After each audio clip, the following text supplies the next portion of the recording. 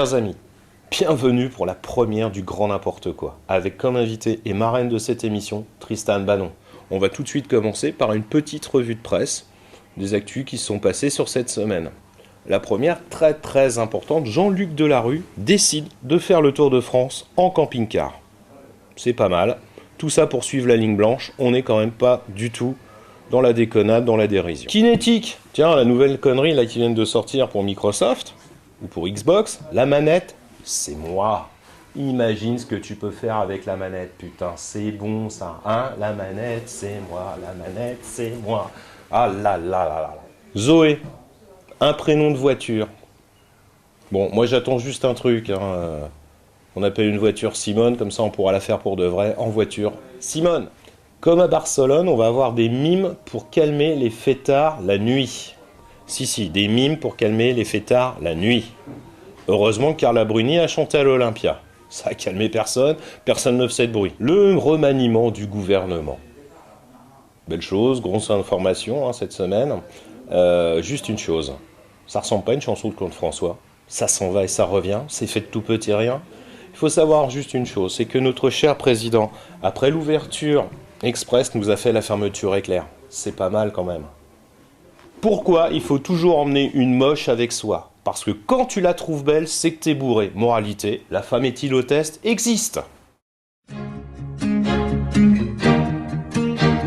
Tristan, merci de me recevoir. Donc on a perdu Obama, c'est ça, ton poisson rouge? On a perdu mon poisson rouge, on va bientôt perdre ma voix. On va se dépêcher de le faire alors. Voilà, on va essayer de faire les choses vite avant que ce soit foutu pour nous. On se magne 3 minutes, hein, c'est mon surnom, on y va. Tristan, t'en es où toi de tes projets littéraires? De mes projets littéraires, ou autres projets peut-être. Autre projet, d'ailleurs on va commencer par là. Je suis depuis 1 an et demi éditrice au Cherche Midi Éditeur, donc passer de l'autre côté du miroir, c'est une sorte de schizophrénie qui m'amuse beaucoup. C'est-à-dire que c'est très amusant de ne plus être le créateur, mais celui qui encadre le créateur. Au niveau littéraire, en revanche, je suis en train de finir mon prochain roman.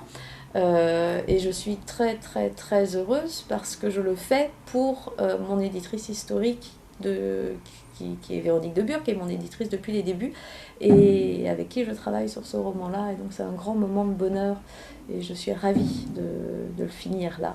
Donc, on peut avoir le titre ou le thème? Ou c'est trop tôt encore? En soi, c'est pas trop tôt, mais je développe une sorte de superstition grandissante en cette fin d'année absolument catastrophique.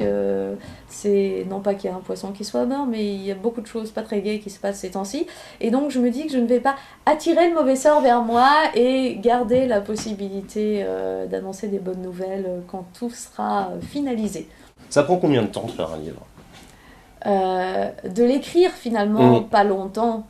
De le penser dans sa tête de sorte à ce que ça ne mette pas longtemps à l'écrire, très longtemps. Je pense que par exemple celui-ci il a 6 ou 7 ans dans ma tête, 2 ans de vraie réflexion et finalement 7 ou 8 mois d'écriture à proprement dit. Mais quand on en est au stade où on écrit, c'est qu'il est déjà écrit dans la tête. Donc après chacun compte comme il veut, il y aura toujours ceux qui diront je l'ai écrit en 2 semaines, mais depuis combien de temps ils y pensent? D'accord. Houellebecq, j'aime beaucoup Houellebecq. Je suis ravie qu'il ait le Goncourt, il mérite le Goncourt depuis bien longtemps. Je trouve juste un peu risible qu'il ait le Goncourt pour un livre qui ne lui ressemble pas du tout, c'est exagéré, mais c'est celui qui lui ressemble le moins, qui est un livre très formaté pour les prix, je trouve, je l'ai lu, qui est très bien, hein, j'ai passé un très bon moment, mais pour moi c'est moyennement du Houellebecq, c'est les techniques qu'on connaît qui sont prises avec BD et compagnie, c'est-à-dire citer des noms, il y a du name dropping à plus savoir qu'en faire, c'est ce qui n'était pas du tout coutumier de Houellebecq, c'est de la mise en abîme de lui-même, alors forcément ça fait jaser, c'est tout un tas de trucs qui fait qu'on fait parler et ça dérange pas trop et on dit qu'on a donné un Goncourt à quelqu'un de dérangeant. J'ai pas vu que son livre dérange grand monde à part le fait qu'il dise qu'il aime pas Picasso, Picasso s'en remettra. Je pense. J'ai lu que tu avais des talents d'agence matrimoniale. C'est quoi l'histoire? C'est pas moi qui ai des talents. En fait, il existe un salon du livre qui est celui de Toulon qui se tient actuellement. Et la première fois que j'y suis allée, j'ai fait 2 jours de déprime absolument totale et au moment de partir, il y a une petite jeune fille, belle comme le jour, qui fonce sur mon stand et qui dit « Vous êtes Tristan Banon, je suis venue pour votre livre ». Je dis « Ah, bah c'est merveilleux, vous allez être ma vente de la journée ». Puis vient quasiment en même temps un autre jeune homme, tout aussi mignon et charmant, et qui me dit que lui aussi il veut mon livre. Donc j'avais quand même mes 2 ventes du week-end en 2 minutes.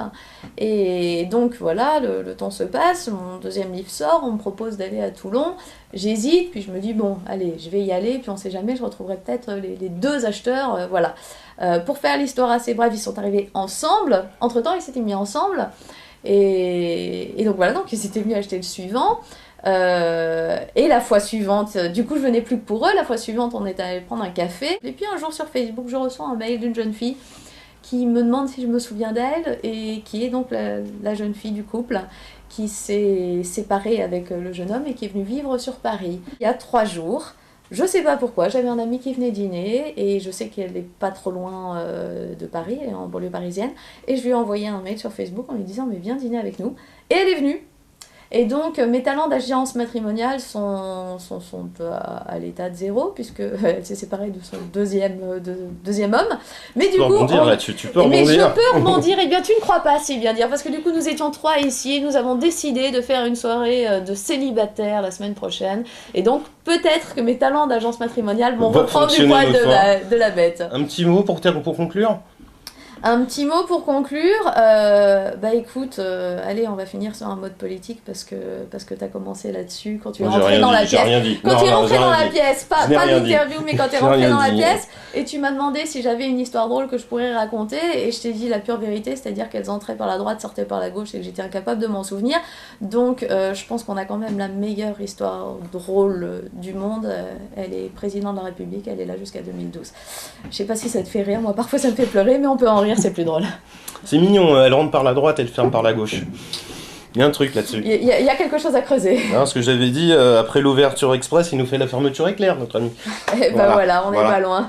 Nicolas, désolé. Si tu nous entends. Salut.